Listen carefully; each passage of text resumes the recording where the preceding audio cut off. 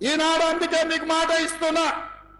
మా మిత్రులు వరంగల్ జిల్లా గురించి, వరంగల్ ప్రాంతం గురించి ఎస్ఆర్ఎస్పీ స్టేజ్ 2 తో పాటు స్టేజ్ 3 దేవాదుల ఈ ప్రాంతంలో పెద్దలు కడియం శ్రీహరి గారి అనుభవాన్ని ఉపయోగించుకొని ప్రతి నియోజకవర్గంలో ప్రతి ఎకరాకు సాగునీటి నీళ్లను అందించే బాధ్యత తప్పకుండా ఈ వరంగల్ ఉమ్మడి జిల్లాకు ఇచ్చే బాధ్యత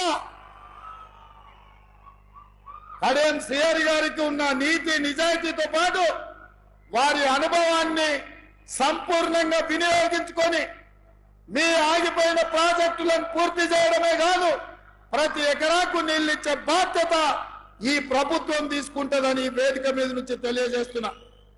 ఇదే కాదు, ఎర్రబల్లి లాంటి చీడ పురుగులను ఓడించి ఐటీలో రాణించిన యశస్విని,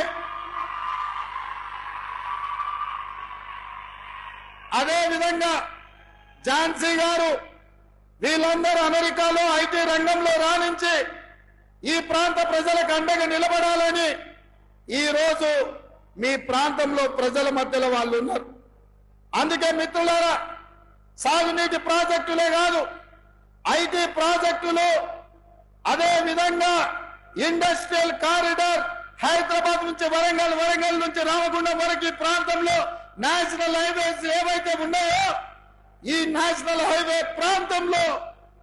ఇండస్ట్రియల్ కారిడార్ తీసుకొచ్చి పరిశ్రమలు నెలకొల్పి నిరుద్యోగ యువకులకు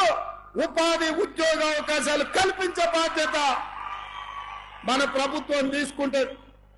అదే విధంగా మా పద్మశాలి సోదరులు ఆనాడు ఆజంజాయి మిల్లులలో పరిశ్రమలు రాణిస్తే అవి కాలగర్భంలో కలిసిపోయి, అందుకే ఈరోజు ఈ వరంగల్ ప్రాంతంలో టెక్స్టైల్ పార్కును అభివృద్ధి చేసి ఆ పరిశ్రమను ముందుకు తీసుకెళ్లి మా పద్మశాలి సోదరులకు అండగా నిలబడి టెక్స్టైల్ పార్కును అంతర్జాతీయ స్థాయిలో అభివృద్ధి చేసే బాధ్యత కాంగ్రెస్ పార్టీ తీసుకుంటుంది.